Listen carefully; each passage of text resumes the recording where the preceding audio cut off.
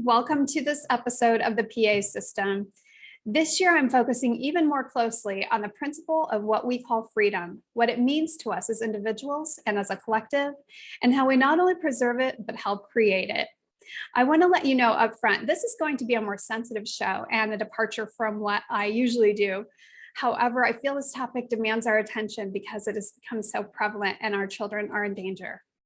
So in this episode, I'm talking with Craig Sawyer of Veterans for Child Abuse. That's for child rescue. And we're talking about an issue that is long overdue for some real attention. So welcome to the show, Craig. Thank you, Pam. It's a privilege to be on with you. Such a pleasure to have you here. So I know that you're a veteran yourself. Tell us a little bit about you and what led you to the work that you're doing. Yeah, well, I grew up in Southern Texas and was attracted to going into the military and defending our nation specifically from terrorists who would come here and ruin our freedom and our liberty and the life that I'd grown up enjoying. And so I went to the Marine Corps, and then I went to the SEAL teams to do that, and ended up at the highest level of counter-terrorist operations.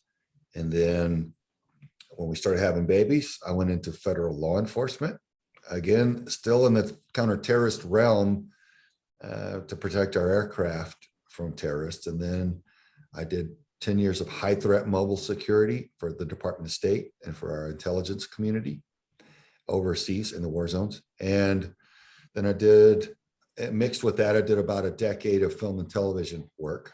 And one of those projects in film and television was an Animal Planet special called Battleground Rhino Wars. It was counter poaching in South Africa, saving some of the last of the endangered rhinos from poaching.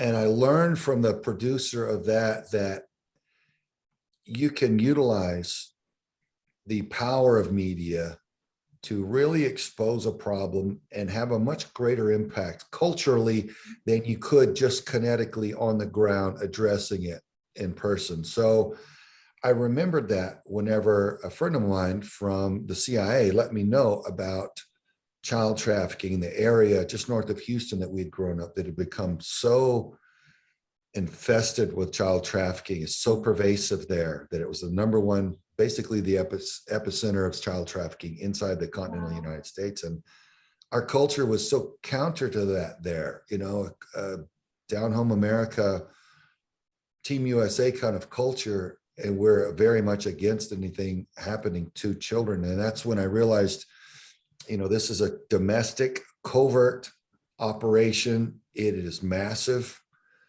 And since it is generating from 38 to 50 billion dollars a year inside the United States, that makes it bigger than all pro sports combined in annual revenue.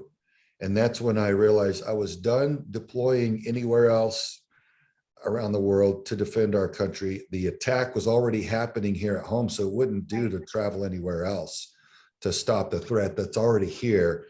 And so I ended up having to found a nonprofit organization, Veterans for Child Rescue, to rally the funds to film the documentary Contraland, which I spent 3 years filming specifically to empower the American populace with the knowledge of what's going on here in child trafficking, that the populace, the general populace, just would not believe, Pam, if you walked out in the street and told them the stats and the data, and you explained to them, they wouldn't believe it. So I filmed Contraland to show them we could put an ad out and how many predators would come running, and of all different walks of life, and how quickly. And it turns your stomach, but it's empowering to know. Just like if I were sick with a fatal illness and you were my doctor, I would need for you to tell me. It may not be pleasant news, but it would be life-saving news. And I feel like that's what I'm having to do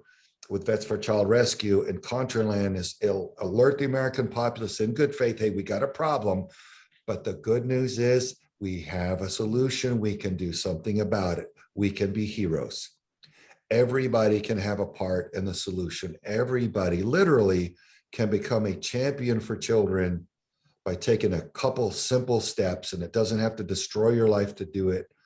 And we'll talk about some of that, and we'll direct people to our website, vets4childrescue.org, where they can become empowered and see the tools of how to defend their children, how to hound their elected officials, and all of this. But the good news at the end of the day is, yeah, while there's a problem, the good news is that we can each be very instrumental in helping heal it and change it. So I celebrate and that. I think that's so important because most of us, I feel like, come from and live in areas where this is not something that we think is happening in our communities. And certainly a community wouldn't in any way support it if they knew it was happening. And yet it's happening in every community, and a lot of us are unaware of it. And so to your point, the numbers are kind of shocking. I mean, I watched Contraland. It wasn't easy to watch, but I felt like it was important. And, in reference to what you're saying, the number of individuals that would contact you on an ad you would place actually just was extraordinary to me. And so, talk to us a little bit about, are there some things that we can do to have more awareness? Are there signs to look for?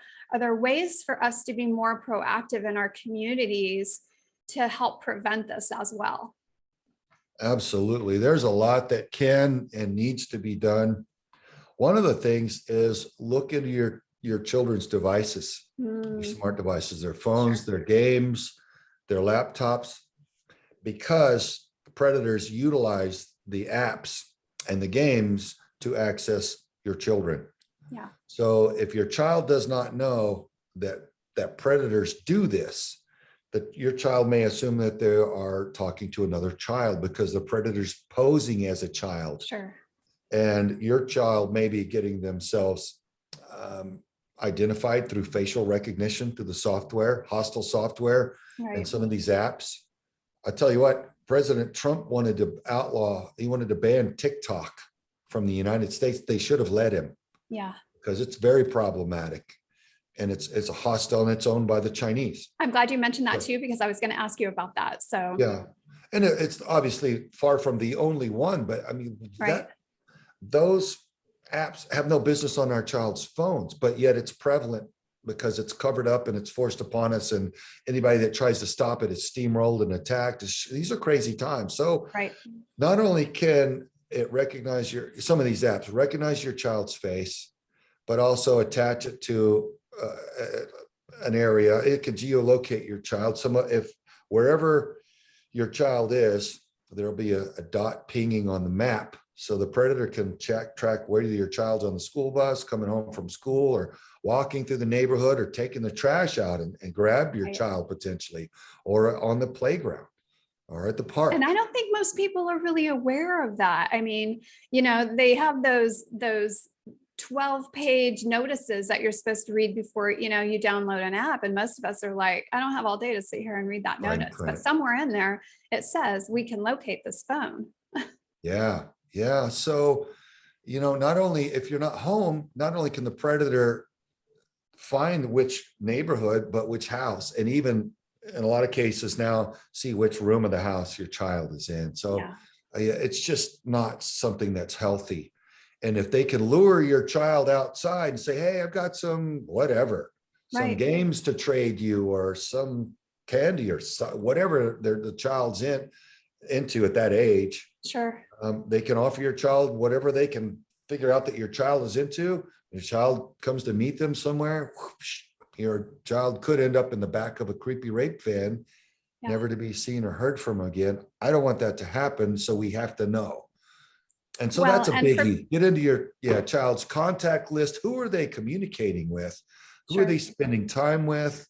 We have to be willing to invade their privacy to the degree that they're going to live, that they're going to be safe, right? We all want to be, at least we did, we want to be our child's friends, Right. Well, you can be their friend their whole life. You only have really about 18 years to be their parent and teach them and mentor them and cause them to be safe enough to start life as an adult. So that's something everybody needs to know. And we can write our elected officials and put pressure on them for stronger enforcement against these child predators. Because quite frankly, a lot of them that are not getting arrested, they're repeat offenders and they do it their entire lives and they rape hundreds and Yeah. never get caught, or they get caught and right back out. Yeah. Or they release them early and the same dynamic exists. So we need that. We need stronger protections for the children. Children needs to be educated and empowered on how not to become victims and how not to be groomed as a good little victim, an easy victim for an adult predator, a full-grown predatory adult, Yeah. instead of being taught every manner of perversion at a younger and younger age, as has grown to be the case now. So we've got to reverse this trend of trying to normalize child rape, because it's evil and it's destructive and it shatters their little minds. The trauma from children being groomed and sexually assaulted at a young age is incalculable. So many of them commit suicide. So many of them die from drug overdose and physical abuse and neglect. And the ones that do survive have a lifetime of psychological and emotional trauma to try to heal from. Right. And it's heartbreaking. Help us as parents to try to understand, what does this look like? I mean, how do we know, what are the signs we're looking for in our kids? Maybe, because we know that these people are coaches. They're everywhere. They're in, the highest ranks of society. And they're people that we've trusted, our kids with, oftentimes that we least suspected. So what are the signs that we look for in our kids, to know something's not right, something's off here, something's going on? Yeah, well, I'm a big advocate of trust but verify. I don't think anymore that one adult needs to have access to your children unsupervised. I'm a big believer in nanny cams and anything else. So coaches, teachers, everybody, scout leaders, they need to be scrutinized, and there needs to be oversight there.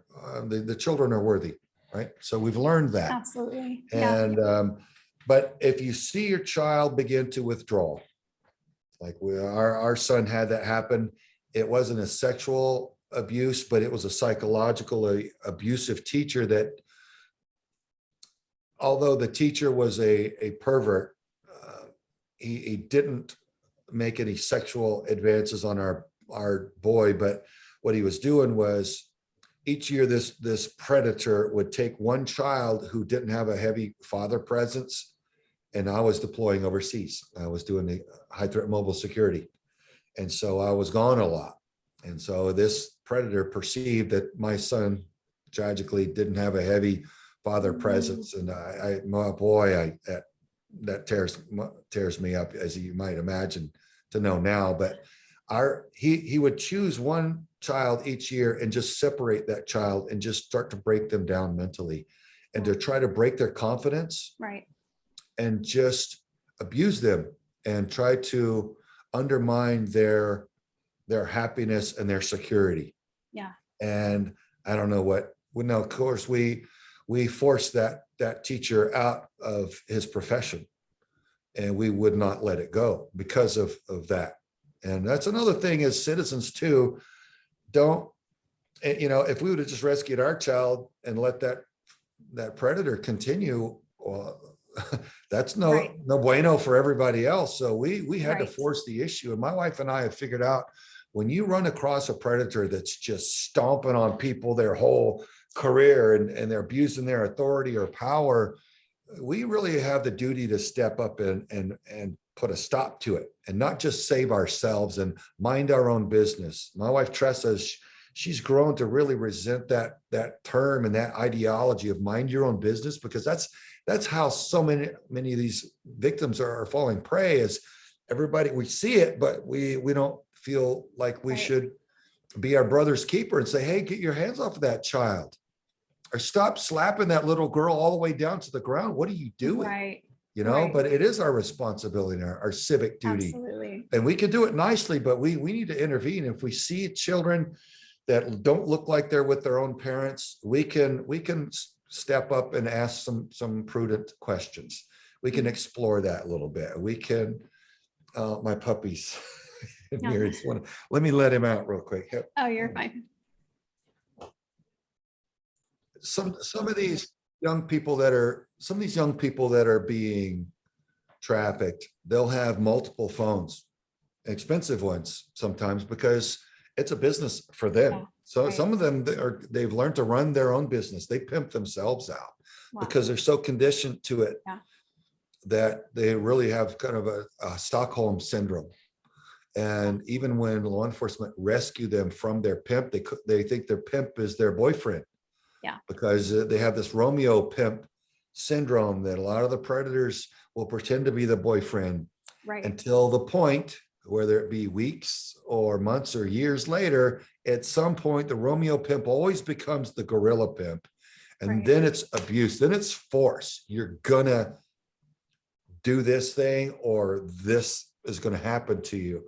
So then the blinders come off, but still the psychological imprinting, the damage is there, and the perception of it's very unhealthy. So it's warfare. I mean, I want people to understand. I mean, this is really warfare against children. I mean, it's really that level of violence and aggression, and these people are targeting children, right? And they're also, I mean, I also think it's important for people to be aware they're targeting adults that they think are vulnerable and will give them access to children as well. So that's something else that we need to be really mindful of. And I don't think a lot of people are aware of that. And there are traffickers who use dating sites, for instance, to find women who have children. And so that way they can more easily target the children by grooming the mothers. Yeah. Yeah. There's a wide range of abuse upon the children. Some of it is just callousness, sociopaths who it's selfish and they want their own sexual gratification. And for whatever reason, they can't do that with an adult. Pick your reasons. Right. And they get all the way down to children. And so they're willing to abuse a child, and they don't have the mechanism that causes them to empathize and realize that that's a horrible thing. Right. And then you've got the complete psychopaths who subscribe to a religious cult worshiping ancient biblical gods that they feel would have them deliberately defile God's most precious and innocent and poison their little minds and ruin their trajectory, God's plan for that little life. And they feel like they get points from the dark side, so to speak, right, for wrecking one of God's precious and innocent children. So for them, it's all about the abuse and the torture and the murder and the sacrifice of these children. Very, very dark and sick stuff. And all of it is bad for the children, regardless of the motive. Right. Any of this abuse is bad for the children. So my thing is simple. Even as a species, leave everything else out of it. If we're going to survive as a species, we have to take care of our offspring. Right. If people want to complicate everything and divide us between every possible manner, I say, let's just boil it all the way down to this is our offspring. Let's take care of them. Right. Even animals know that. Right. And right. if you don't know that, you try to reach into a cave or a little den and grab a little baby bear from a mama bear and find out what happens, right? So we need to be more like that and less of whatever it's become now, because I'm sickened at my stomach to see what people are inclined to do when they have enough money or access. Right. And they can just get off on this psychological goat trail of doing something really, really weird and never come back. And now society's got so separated and there's so much privacy and it's mind your own business. And every manner of depravity is just growing and festering into just some really bizarre stuff. So, well, and I think too, where we're getting, fix it. There's so much being thrown at us all the time in the news, and it's us being pitted against each other over one thing or another. And all the while, our kids are being stolen from us right under our noses because we don't even realize it's going on. And I think that to me is really, really an important thing for people to understand, that all these other distractions are not accidental.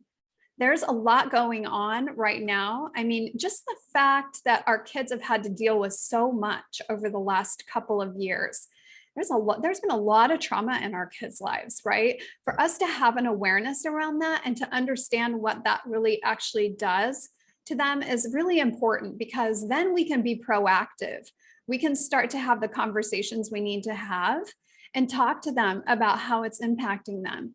Then we can help them deal with those things and better prepare them for people like this that may come along and actually take advantage of any kind of trauma they may have experienced from these things.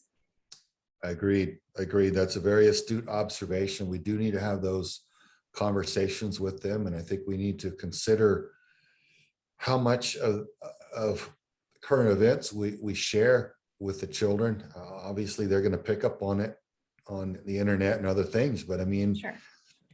You make a great point. It's very concerning. It's I would say, in a way, terrifying for a child to not know whether or not their country's about to go to war, or whether or not there's legitimate leadership, or whether things are just going haywire.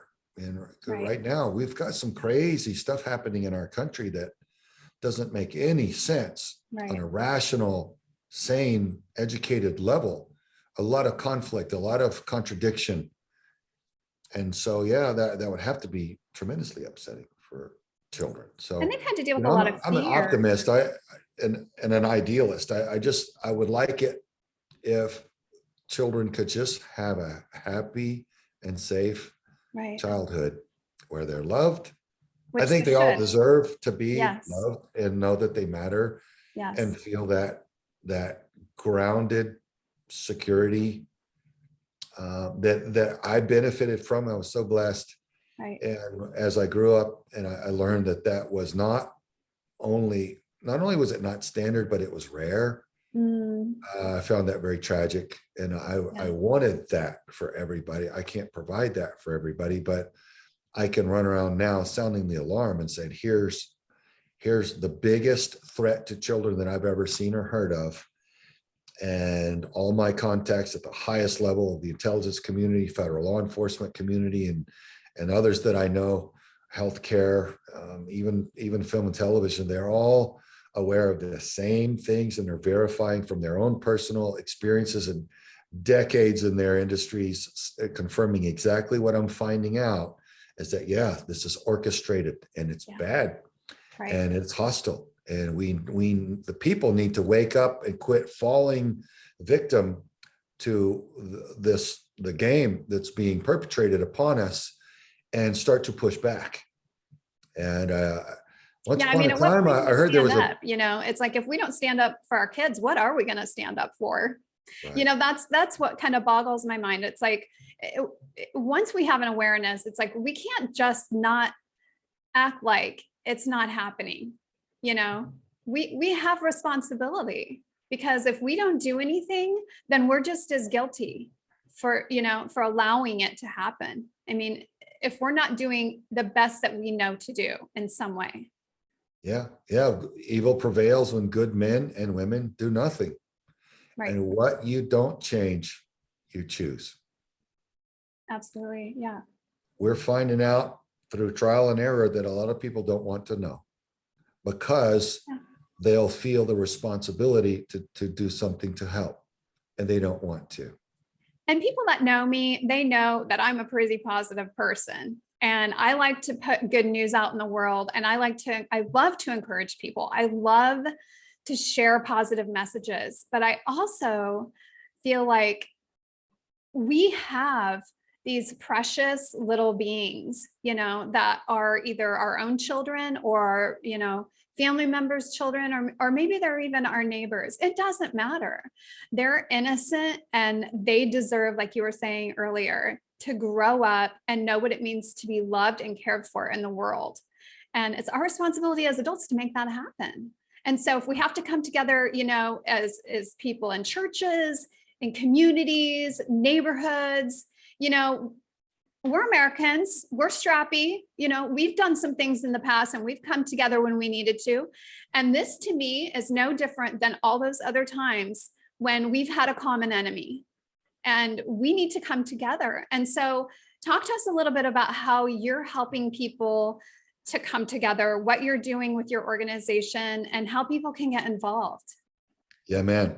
Well, we've got a coalition of organizations, each address a different aspect of the problem than we do. So we at Vets for Child Rescue focus on exposure of the problem, the awareness piece, if you will, and kinetic action directly against it, taking the child predators off the streets and convicting them and putting them in prisons where they can rape no more with law enforcement. So we've got others that specialize in prevention and education. So knowledge is power. That's a huge thing. I'd rather save a child from harm than have to rescue them back out of it. Right. It's better for the child, right? We've got one that trains the NGOs, the undercover volunteers that go into the bars and brothels around the world and rescue the girls and boys that don't want to be there in the sex industry, and train their surviving victims afterward on personal security. And we've got one that removes the branding off the girls' bodies, necks, and lower backs, and everywhere else, and add tattoos and the physical burn brands. And we've got another one that provides healing through equine therapy. And so they're all good people. They all are Christians. They're all very effective what they do. And you can find them on our website. Please go there and, shine some love on them as well. And we appreciate them. So that's one of the things we've done. I've always said, look, the bad guys are coordinated. Shame on us if we don't coordinate our efforts, right? Teamwork is a multiplication factor that we must not overlook.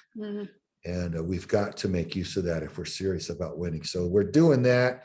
We're shining a positive light on our law enforcement allies that are running the operations with us and taking children and putting them into a safe situation, and taking the predators and putting them in prison where they can rape no more.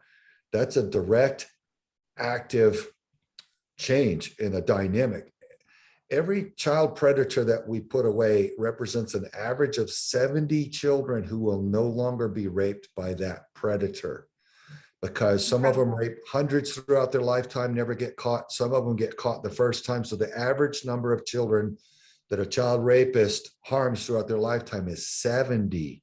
They tend to never stop. So we celebrate our law enforcement allies as shining heroes and exemplars of what we should aspire to, and whether or not you have that level of service and protection in your county or your district. Because let's face it, there is a globalist billionaire who spends a lot of money funding the campaigns of corrupt attorneys general, judges, and district attorneys, specifically so that they will not prosecute child rape or child predator crimes. Wow. And they're in major cities now. And I would say, to my knowledge, about every major city has one of these attorneys and DAs who have been funded by that nefarious entity. And if you look at their child rape prosecution rate, it's atrocious. It's unacceptable. So we've got to vote those types out of there. You can look at their financials and see who donates to them, and see what their prosecution conviction rate is on child predators. And so when we work with the ones that are doing a good job, we shine light on them and celebrate them genuinely, because they deserve it. And the children are worthy of our protection. And I'm hoping that by celebrating those that are doing so good, that, maybe another DA's wife will go, hey, hubby, look what they're crushing child trafficking crimes in that county. How about you? Yeah. Or hey, sheriff, Where hey, are we on that? chief of police, where are we in our county? Where are we in our Yeah. district? And the voters too. Right. If Right. you're not getting that, vote them Absolutely. out and put someone in who will. Right. Get serious about it. Get active, get coordinated, get loud, do it in a righteous and respectful way, but make your will known. That's what the other side's doing. The other side's fighting for every single scrap, every single penny and inch. And we've just been Sure. kind of sitting back going, oh, we're just busy. We don't have to, the truth will win out and we're just busy with our lives. Well, no, the things are getting so crazy because the lunatics are taking over everything. And we have to literally just learn to assert ourselves as voters and citizens and apply that pressure. Once upon a time, I heard there was a set of truckers that pushed back a little bit in a Yeah. neighboring country. Well, And and that, people sit up and take notice when you have a group of truckers yes. that outweigh the numbers of your own military. That's not just a little fringe group. That's not a cult. Right. That's your citizens saying, we don't like what you're doing and we're not going to tolerate it. And we're going to throw the brakes on this and you can't ignore us anymore. That's Yeah. power. So we have that as citizens. We just have to learn how to apply it. Our founding fathers applied it. They started throwing tea into the harbor and say, no mas, no more of this, right? Get your boot off of our necks. We're going to run our own country. And so once we realize that there is such a thing as righteous indignation, and even the good Lord Jesus Christ was capable of flipping over money changers' tables in the temple when it was an abomination, then we realize that there's a place for that. And there's a right way to do it. And let's set about coordinating and making sure that we fight back and push back for the precious little innocent children who are worthy of all of our protection and defense. Well, and I think that is such an important point because, not only are, the people behind this staying organized, they're getting more and more organized. They're getting more efficient the less we do, right? Because to them, it's not like, oh, well, if they're not doing anything, let's ease up. No, they're looking for every opportunity. And so if we're not on our game, then we can guarantee that they're having more and more success. So I'm really glad you bring that point up. Yeah, look, coming from the counter-terrorist realm, I can tell you from dealing with terrorists, the same thing as I dealt with at the bus stop in elementary school. Bullies, whether it be at the bus stop or terrorists or child trafficking rings, and this globalist cabal that's abusing authority and privilege on every front. They all share the same culture in that they don't respect anything but force. Only force will stop them. And so we have to grow into the society that will utilize force in a righteous manner to stop the evil that is taking over and abusing all of the innocent and causing so much harm and injustice. It's no good to sit down and be heartbroken over it and just wish. We have the power to do something. And if you really love children, and if you really love peace, and if you really love freedom and liberty, you'll find it within yourself to take a little action and start to collectively push back. And the sunshine can come back out again, a little brighter. And that's when we can enjoy the positive life that we're wired to create. Exactly. Yeah. It's great to be positive, but let's keep it real. If you've got a real problem, again, back to the fatal disease, if I've got a fatal disease and you tell me I have to take action, I have to face it, it's not enough to just wish it away and be positive and go, okay, I would like for it not to be there. I don't want to think about it. It's still going to kill me. I got to take action. That's right. And this is no different. So that's the good news is we have the power. Depoa, my friends from South Africa. Yes, exactly. We have the pride in Depoa. and there's and there's a cumulative effect to that, especially the more of us that do it and the longer we do it and the better we get at it, right? It's True. All of those elements together make a difference. And for us to understand that we as individuals have a lot of power. We have a lot more power than we think we do most of the time. And that's why in many ways, people have for centuries been kept where they are in society because there's an awareness of how much power people have when they come together. Just like you were saying, when a bunch of truckers come together, things seem to happen, right? It's no different with us. We can do the same things. And I think there's a lot of parents out there that really want their kids to grow up in a world where they don't have to be afraid. They don't have to be wondering, could somebody grab me at the grocery store? Could somebody, find me through my phone? And or could it just happen without the kids even knowing? So just to have that in the back of our minds that we are capable of doing a lot if we make up our minds to do it. I want to back you up on that 100%. Look at what terrorizes, quote unquote, the tyrants that are abusing their authority right now.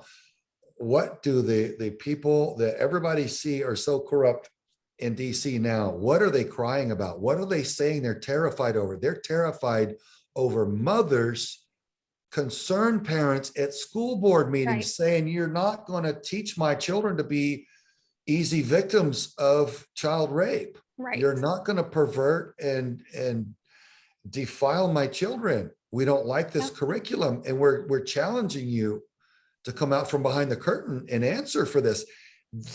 Terror, like terror. Yeah. That's not a domestic terrorist. That's a concerned parent. That's a righteous way of asserting yourself. And that's what we have always been supposed to do. But because we haven't for so long, the tyrants and the abusers and the predators have grown accustomed, like you said, to soft and easy targets. And now that when we begin to stand up again for ourselves, they're panicking, but that speaks to the power. There's power there. Look at little 5 foot tall Dr. Judith Reisman in our film Contraland. She stood up and she called out science fraud Alfred Kinsey, who was considered the father of the sexual revolution in the US. The Kinsey Institute is still the recipient of multi-million-dollar grants and donations. And they are putting out absolute fraud, and it's catastrophically harmful for the children. They're trying to normalize child rape. Look at my little daughter, again, another little petite woman, because it's not all about brawn and kinetic energy. It's about moral courage to stand up and speak as a citizen. Our daughter fought back and she helped put her predator away. He's 68 years in prison because she's had the moral courage to stand up and say, you're never going to be allowed to do this again. And I'm going to utilize my power and in the system to put you away. And she helped run operations with us as a junior decoy agent and served very powerfully and helped put 9 child predators away there. Incredible. So she had just turned 18 years old. So, I mean, folks, you don't have to say, well, I'm not a big, strong Navy SEAL, or I don't have billions of dollars or this or that. You don't need that. This is what's happening to the children. Ultimately, the inclination to harm a child comes from an evil source. Whatever your religious beliefs are, or spirituality, or whatever you think, that inclination originates from some negative source. Right. And your inclination to do good comes from somewhere. Now, I believe the good comes from Jesus Christ and the evil comes from Satan, period. I've seen too much. I know too much. But even if you haven't come to that place yet, just realize that this is a clash between two forces, and the children are stuck in the middle, and they're worthy of our protection. And us standing up and asserting ourselves is very, very powerful in combating that. And that's what we have the opportunity to do. If you wake up and you want opportunity, here it is. If you've ever wanted to be a hero and you've never gotten to be, here it is. It's right there for you, right there. Say opportunity knocks, and opportunity is knocking very, very loudly. So tell us again where we can find you, how people can connect with you and these agencies that you're working with. Yeah, man. Okay, you can find us on vetsforchildrescue.org. That's our website. And you can watch our documentary film, very powerful and empowering for you, the viewer, free of charge at contralandmovie.com. Please go there. Not only watch it, and be empowered, but share it with everybody. You know, we're talking about any law enforcement officials, elected officials, and everybody, your church leaders, your pastors. Ask them to watch it and pray about it and consider airing it to their congregation, as our church did last week. Very, very beautiful event. So God bless those that have the moral courage to stand up and speak the truth in a time of universal deceit. And we work with quite a few different federal and local law enforcement agencies across the country. We celebrate all of them. We've got a number in-house full-time that work in different capacities, investigations, and intelligence analysts, but most of the ones we work with are in a joint operation capacity, active duty law enforcement agencies. So we're grateful to be able to do it. And we look forward to a lot more. We're in a busy planning and growth phase right now. And it's an exciting time to see what all can happen, and just the map kind of populating with all the different locations that we've got coordination and planning going on right now. So it's an exciting time. Well, thank you again so much for being on the show and for sharing all of this information with us. I know that there's a lot more really for all of us to learn, but I think that this is a really excellent jumping off point. You know, for those of us who aren't as familiar, this is definitely some useful information. And for those even who have been around, you know, this topic for a little while, I think it's a great reminder that we can all have these conversations and have these conversations with our kids, with our families, you know, keep the conversation going so it stays in your awareness and you're doing the things that you can do as they present themselves. So important. Yes, ma'am. Thank you so much again. And thank you all for watching, and we will see you here again next time. Good night, everyone.